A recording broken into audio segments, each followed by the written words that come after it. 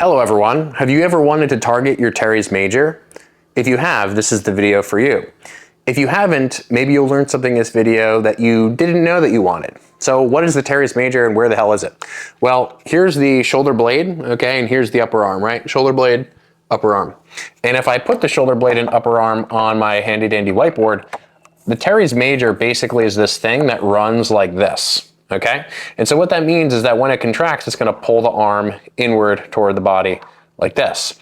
And what that also means is that to stretch it, what one needs to do, is bring the arm up and away from the body, right? And so its full length can kind of end up looking like that.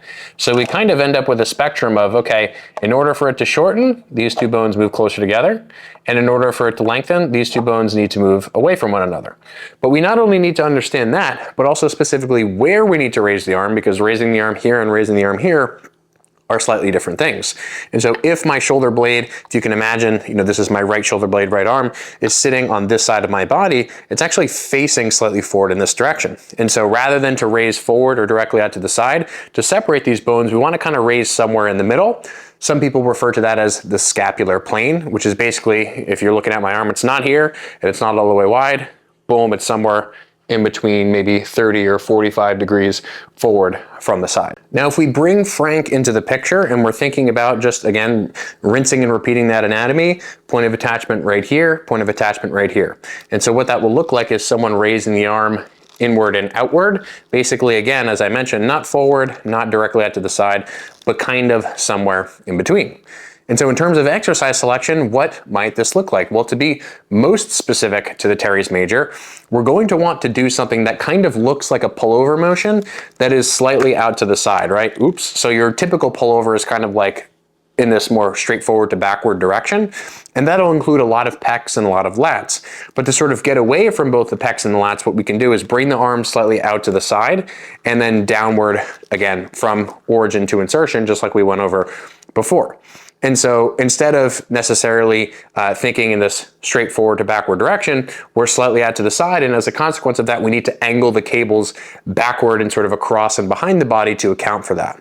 So I'll obviously be showing sort of video examples of this, but the most specific option, in my opinion, to training the teres major will probably be something like that pullover and or something like a pull down in a more sort of slightly out to the side direction, right? So again, not quite forward and not quite all the way out to the side, but again, in that slot sort of between the two where we can really concentrate on just moving origin to insertion.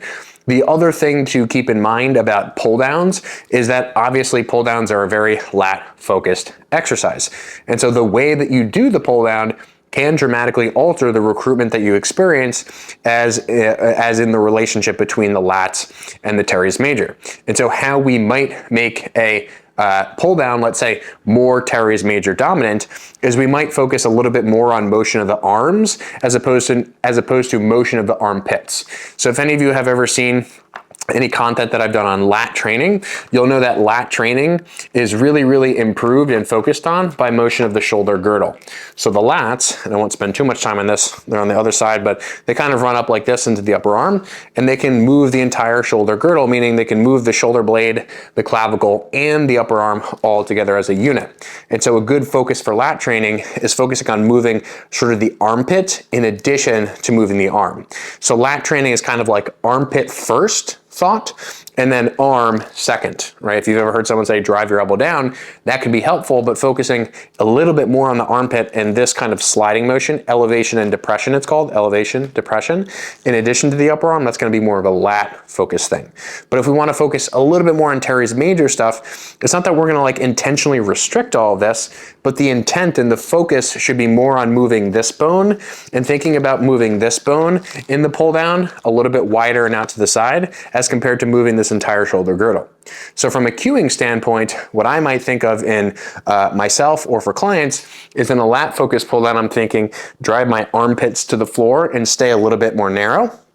And then for the teres major stuff, instead of thinking armpits down, I'm thinking drive with the elbows maybe a little bit sort of out to the sides and a little bit wider. And I'm not as concentrated, I'm not as focused on driving my whole shoulder girdle downward, again, because that's going to be a lat dominant thing. Because the teres major just attaches between these two bones, it's just going to move them closer together. It's not going to move this whole thing upward or downward. So in summary, what I would recommend, something like a cable pull over motion, single or double arm are both fantastic options. And then slightly wider pull downs with a focus on motion of the upper arm as opposed to the entire shoulder girdle. Now, the last thing that I'll comment is just the fact that rows, at least narrower rows, will also target the teres major to some degree, right? Because if you imagine your arm is sort of pulled forward in this direction, the teres just pulling these 2 points together will actually contribute to the row. But a lot of times what happens is in a row, the shoulder blade is kind of almost running away from the upper arm, and that won't be something that will recruit the teres to as much of a degree. So the point is, if you're already doing a ton of pull downs and a ton of rows, do you need a teres major specific option? That's more of a subjective, up to you sort of a thing based on the way that your physique looks and maybe what you want to make a little bit bigger. Improving the size of the teres will undoubtedly add more size. If you're a bodybuilder, let's say, to like your front lat spread, right? Creating more depth essentially in the armpit and more width in the armpit, both from the front and to the back. And if you're someone who basically just thinks that they want to make their lats bigger, obviously train your lats, but training your teres in addition to that definitely can't hurt if you're looking to add some extra width.